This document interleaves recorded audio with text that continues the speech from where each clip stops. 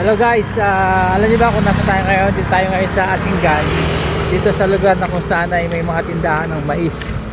Ang ano ngayon dito, titignan nyo, kakaunti na lang yung bukas na nagtitinda ng mais. Parang kakaunti na ang mais nila ngayon. Ayan tayo, minto tayo dyan. Bibili tayo ng mais kasi masarap ang mais dito, lalo na yung purple na mais. Masarap talaga dahil napakatamis nila. Pero kapagtataka lang, dati kasi maraming nagtitinda ngayon dito. Ngayon bakit kakaunti na lang nagtitinda ng mais? Kaunti na lang nagtitinda ng mais. Kuya, bakit parang kaunti nagtitinda ng mais ngayon? Mahal kasi. Mahal? Mahal po. Pero may mais naman. May mga ano pa, ani. Kasi dati pag dumadaan kami dito, sunod-sunod yan. Kabilaan, ngayon sarado yung iba. Mahal na mais. Konti na lang titinda. Hindi kaya yung iba sir. Ha? Hindi nila kaya. Hindi nila kaya mamuhunan. Kasi mag-aangkat sila, no? So ngayong panahon, mahal ang mais. Pag ganitong buwan. Buwan, Kasi tag-ulan. Tag-ulan. Ano pangalan nyo, kuya? Naka-vlog ako eh. Albert sir. Albert, ayan. Kasi lagi kami dumadaan dito, bibili kami ng mais. Ngayon lang ako nadaan na ano, parang kakaunti na nagtitinda. Pag nagmura ulit. Pag nagmura, anong buwan po yun? Anong buwan? Anong buwan?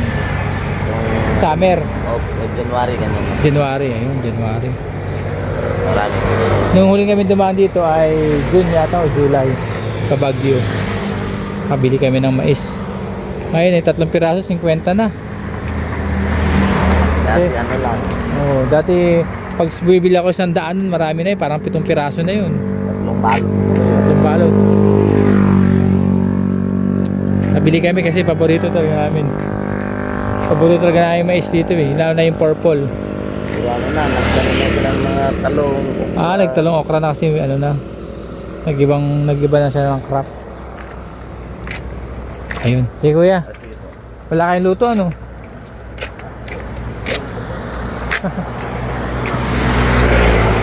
So ayan na nga, nakausap na si Kuya Albert. Magmahal daw ang mais ngayon. Kaya ganoon ang ano ngayon. Hindi kaya ng ibang nagtitinda dito na mamuhunan para makapag-angkat, makabili ng mais at maibenta kasi mahal nga. Siyempre pag mahal din ng mais, madalang din ang bumibili. Yung talagang may gusto ng mais ang bibili. Ayan o.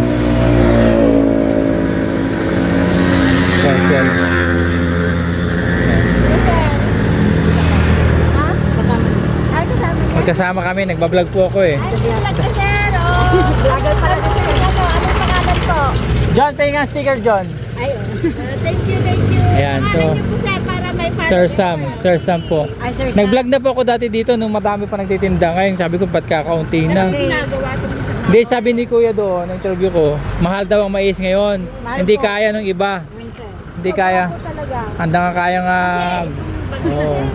Oo. May bagyo, nasira po, nasira. Hindi Sira. pa po. Oo. So yung iba doon nagtanim ng talong, nagtanim ng ibang gulay. Ayan, sila ate. Shoutout ate, ang pangalan mo? Abilin na rin by Porte. Ayan, Sportes. At siya sa ate. Datilus po. Ladilos, yan. So sila yun dito sa Asingan, tinda ng mais. Oh.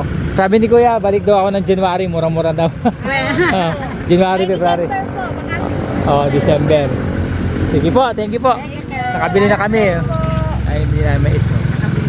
So nakabili na kami ng mais, kahit mahal yan. Kasi paborito natin yung mais. Bibili tayo dito sa Asingan ng mais na matamis. Lalo na yung purple. Woo! May truck. May truck. Alright, so mula dito sa maisan sa Asingan. Yan, ingat po kayo. At diretso ang biyahe namin. God bless everyone.